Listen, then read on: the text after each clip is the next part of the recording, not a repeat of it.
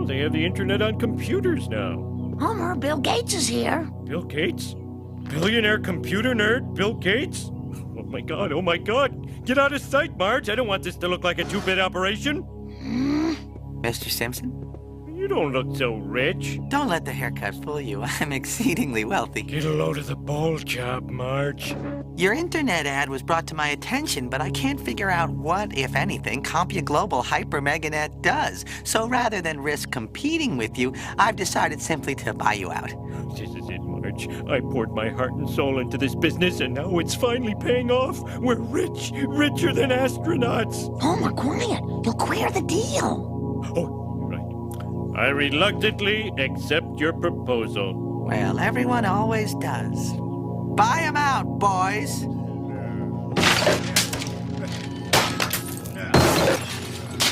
Hey, what the hell's going on? Oh, I didn't get rich by writing a lot of checks.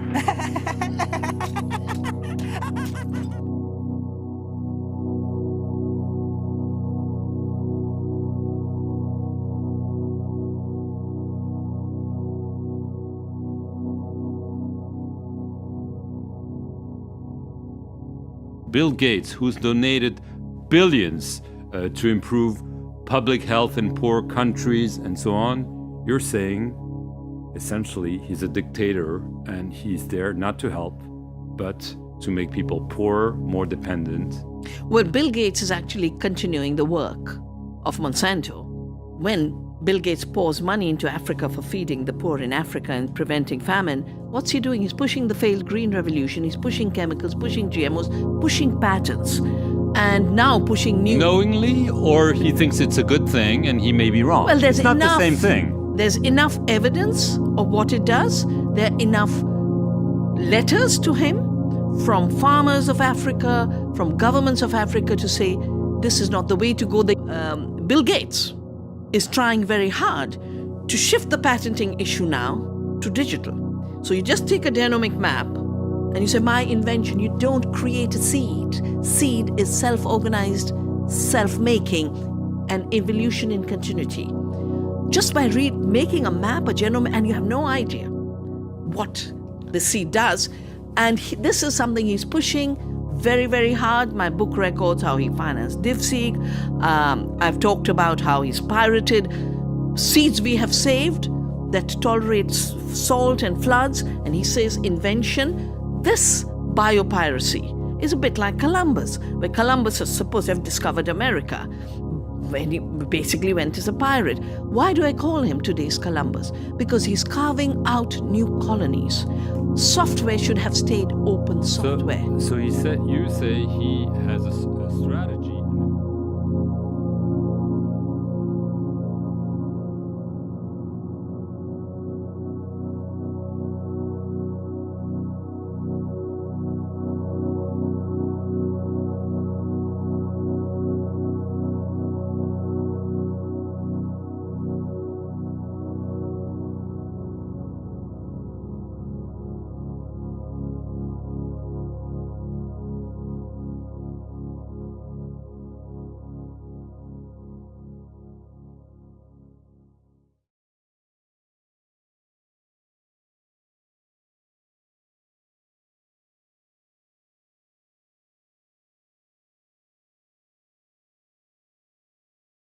Hey internet friends, Grace here. Today we're going to talk about our favorite computer programmer turned billionaire philanthropist, Bill Gates. We know him as the Microsoft nerd who has so selflessly appointed himself in charge of the physical well-being of our future. Which has a lot of us wondering, who was Bill Gates before Microsoft? I'm just a fake silhouette, avoiding every threat. I wanna stay like a silhouette, but I can't do that, no I can't do that. No, I can't do that.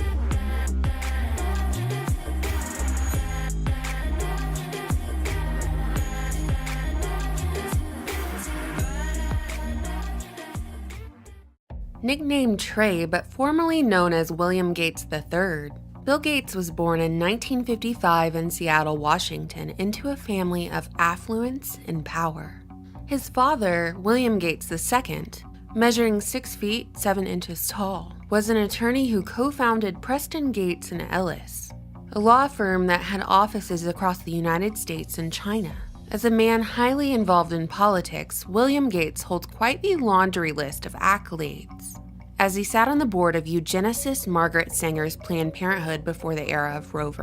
Wade. Not only that, but he was also the face of a state income tax initiative in Washington state. After his late wife passed, William Sr. married Mimi Gardner, longtime friend of Teresa Heinz Carey. Mimi is fluent in Chinese and served as former director of Asian art at the Yale University Art Gallery. But let's get back to the late Mama Gates. Because in addition to popping out Bill Gates, she also had 2 daughters, Christy and Libby. And Mama Gates, who also is known as Mary Maxwell, started off as a humble schoolteacher and eventually became chairwoman of United Way. She came from a long line of money and power, as her father was a wealthy banker and her grandfather served as president of the National City Bank in Seattle, and was the director of the Seattle branch of the Federal Reserve Bank. Side note, how come when you travel down the rabbit hole on virtually any topic, the same creatures are always festering down at the bottom?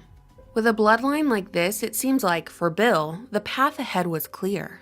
In all of his biographies, there's an emphasis on Bill's intellect that manifested early on in childhood. He was smarter than the other children. He was different. He was destined for success.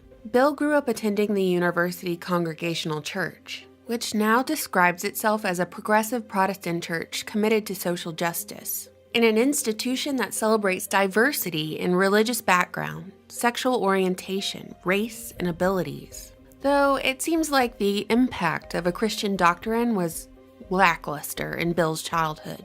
As he would later go on to say, "I don't have any evidence of that," when asked by a Time magazine's reporter about the divinity of the human soul, specifically if the human soul was special. When Bill was of age, he was accepted into Seattle's most exclusive and prestigious Lakeside School, where he bragged to his teachers that he'd be a millionaire by age 30. Lakeside was able to collect enough funds through donations to purchase something only big companies could afford in the 60s, a computer. The story goes like this. Bill taught himself to code by reading the computer handbook, or in other words, was able to get the computer to perform tasks he wanted to execute. And he and his buddy, Paul Allen, formed a club called the Lakeside Programmers. And hold up, Paul Allen is 2 years older than Bill? But Paul's over here looking like he's 40, while Bill looks like the perfect target for a game of dodgeball.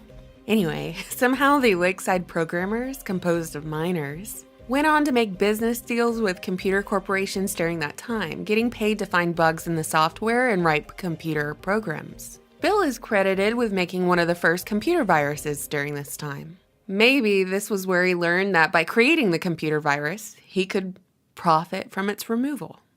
Bill took the SAT twice so he could get the perfect score, and he came close at 1590 out of 1600 and was eagerly accepted at Harvard, where he attended college but would never graduate, because his vision of having a personal computer on every office desk and in every home took precedence, and his company, Microsoft, took off with the help of his old high school buddy, Paul Allen. In 1980, Microsoft and IBM struck a deal, and the rest was history. 6 years later, Microsoft was launched on the stock exchange, and Bill and his best buddy Paul became instant millionaires. Though before his death in 2018, Paul Allen wrote in his memoirs that Bill was a bully who tried to cut Paul's share in the company as Paul was recovering from cancer. In 1994, Bill married Melinda French, a marketing manager at Microsoft and daughter of an aerospace engineer from Dallas, Texas, which really makes my Operation Paperclip senses tingle. I don't know about you. Today, Bill Gates has a net worth of $98.9 billion, is heavily involved in politics, and is known worldwide as a philanthropist, having established the Gates Foundation in 2000 with his wife, his father, and Warren Buffett. The foundation has become the largest private foundation in the world, holding around $50 billion in assets, with its stated goals claiming that from poverty to health to education, the goal is to improve the quality of life for billions of people. And for decades, the Gates Foundation has given free vaccinations to people in the third world, while Bill has become more and more politically outspoken, lining the pockets of our elected officials with Federal Reserve notes. Which is really rich because Bill started a movement for billionaires to give away most of their wealth in philanthropic endeavors. Bill is one of the richest people in the world because of the wealth he gained from Microsoft stock. And the stock price appreciation is not taxable until the shares are sold. So he held on to these things for decades, which delayed paying capital gains tax. And to avoid this even further, he donated these shares to the Gates Foundation. So our benevolent and altruistic billionaire over here successfully worked the tax loophole of charitable organizations to enhance his own wealth. If what they say is true and money is power, Bill Gates is one of the most powerful people in the world.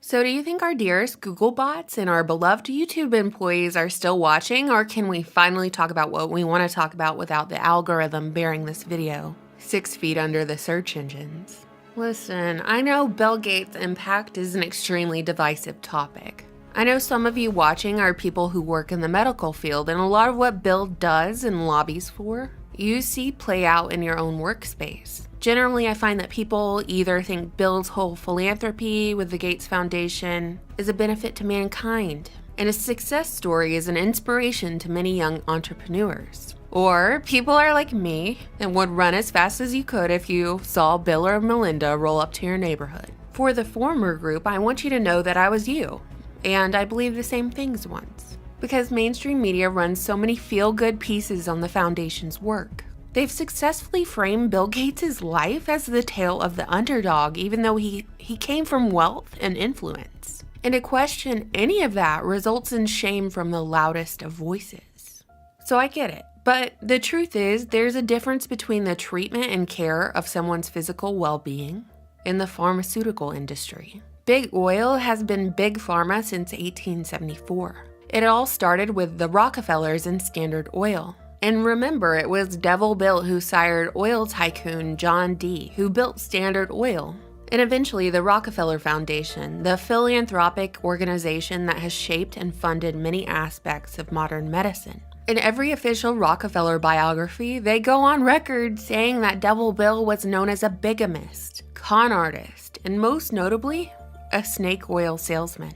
The life and charitable work of Bill Gates is nothing new. Bill Gates represents the continuum of Rockefeller medicine, or the continuum of their long-established formula of problem-reaction-solution. But exchange big oil for big tech, and now we've arrived in the present. Do you ever remember electing Bill Gates so that he could influence your daily life and the legislation of your country? Neither do I. Do you recall at any point in this video me saying that Bill Gates attended any form of medical school or training in the medical field? Neither do I. So let me give you an interesting timeline of recent events. In 2013, Bill flew on the Lolita Express with our favorite notorious Mossad blackmailer who didn't kill himself, Jeffrey Epstein. Through this connection, Bill Gates made donations personally directed by Epstein. In 2014, a man was arrested at Bill's estate for possessing 60,000 photos of children. But apparently this dude got the DuPont Air treatment with a mere slap on the wrist, being ordered to stay away from children. In 2015, in a TED Talk, Bill demonstrated more of his Nostradamus-like ability as he did when he was a child. You remember when he told all his teachers he'd be a millionaire by age 30? In this talk, he warned a coronavirus-like threat and predicted to the audience that he would be the savior of this future pandemic. Fast forward to 2018, when Bill ran a pandemic virus simulation which he projected would kill 33 million people if the simulation came to fruition. 1 year later, in October of 2019, the Gates Foundation hosted Event 201 at the World Economic Forum in New York, which was a high-level pandemic exercise that played out a novel coronavirus pandemic with potentially catastrophic consequences, requiring cooperation between industries, governments, and key institutions. Johnson & Johnson was in attendance. As Event 201 was happening, the 2019 Military World Games were taking place, hosting 110 nations and thousands of military members from around the world, and none other than Ground Zero, Wuhan, China. Yes, you heard that right. The World Military Games were held in Wuhan, China, ground zero of the coronavirus, mere weeks before the first case was reported. In January 2020, a federal court unsealed indictments against a Harvard professor and chemistry department head Charles Lieber, along with 2 Chinese nationals.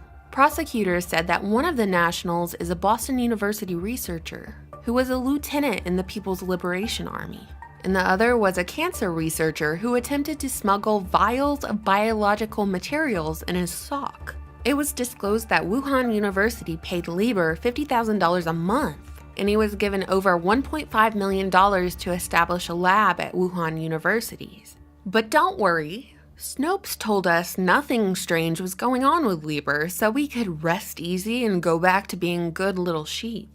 On February 28, 2020, Bill Gates called coronavirus the once-in-a-century pathogen we've all been worried about, as he sounded the alarm for world leaders to respond accordingly. A few weeks later, Bill Gates stepped down from the Microsoft board of directors, which he said was in an effort to dedicate more time to philanthropic priorities including global health and development.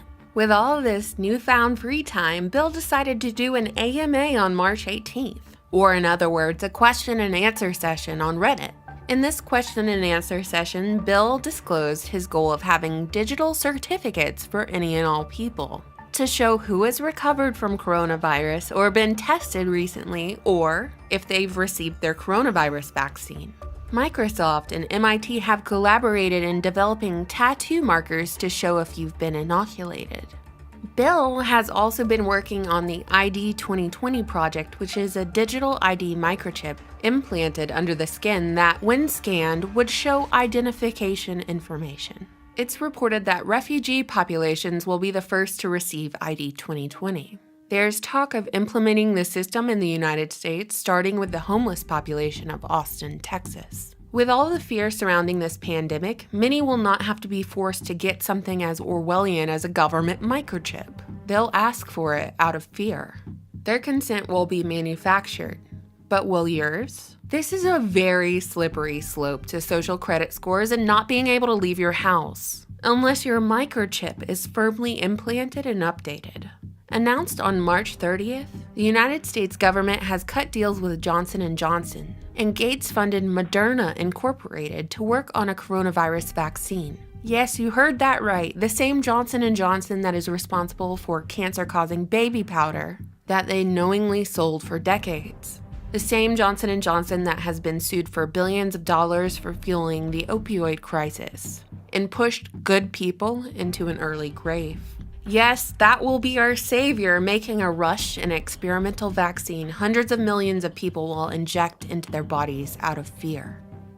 To conclude here, I'm not making any outrageous claims or theories about Bill Gates. I've simply told you the background of one of the people who stands to benefit the most from what is happening right now. From being financially invested in the cure, to the potential of mass surveillance in an Orwellian state in the form of a microchip. In this video, I told you exactly who Bill Gates was before Microsoft, and I've told you exactly who he is after. So what do you think, internet friends? You know I always look forward to your comments. Thank you so much for watching, subscribing, and supporting my channel on Patreon. Bye!